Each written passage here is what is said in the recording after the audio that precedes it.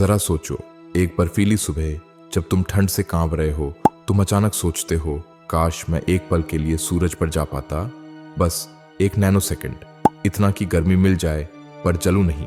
लेकिन अगर ऐसा सच में हो जाए तो क्या सच में एक नैनो सेकंड सूरज पर बिताना आपको गर्म करेगा या भून देगा? आइए जानते हैं क्यों। सूरज की सतह का तापमान होता है लगभग 5800 केल्विन, यानी 5500 डिग्री सेल्सियस। इतना गर्म कि वहां कुछ भी भेजो राख बन जाएगा।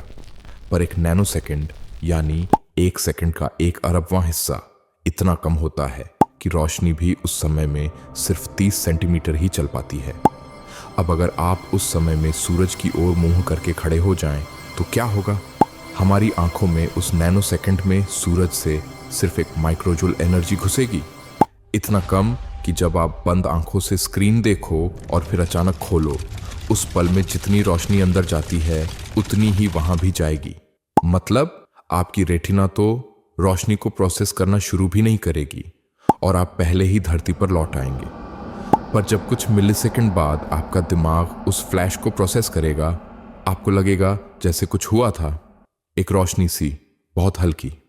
अगर आप अपनी उंगली को ब्यूटेन लाइटर की नीली लौ में 1 सेकंड रखो तो लगभग 5 जूल एनर्जी लगती है, जिससे जलन होती है।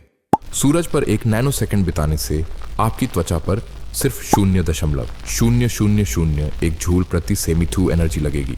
मतलब न जलन होगी न दर्द, बस आंखों में हल्की सी चमक। लेकिन ये सब सूरज की सतह पर है।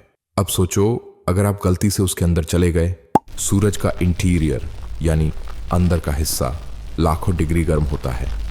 वहां एक फेम्टो सेकंड यानी नैनो सेकंड का 10 लाखवां हिस्सा भी जिंदा रहना नामुमकिन है। फोटोन वहां एक्सरे और गामा रे में होते हैं, जो आपकी त्वचा नहीं, आपके अंदरूनी अंगों को सीधे भून सकते हैं। डीएनए तक टूट सकता है, अंदरूनी अंग जल सकते हैं, और इससे पहले कि आप कुछ समझें, सब खत्म। याद है आइकैरस की कहानी, जिसने मोम के पंखों से सूरज की तरफ उड़ान भरी और जलकर गिर गया। लोग सोचते हैं वो बहुत पास चला गया इसलिए जल गया, पर असल में वो बहुत ज्यादा देर वहां रहा। तापमान और गर्मी में फर्क होता है।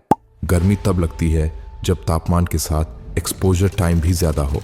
मतलब अगर आइकरस सूरज के पास जाता बस एक नैनो सेकंड के लिए, तो शायद वो आज भी उड़ रहा होता। तो सबक क्या है? सबसे खतरनाक चीजें भी हमें तब तक नुकसान नहीं पहुंचा सकती जब तक हम बहुत ज्यादा देर उनसे चिपके न रहें। यह सिर्फ सूरज के लिए नहीं, जिंदगी के लिए भी सच है।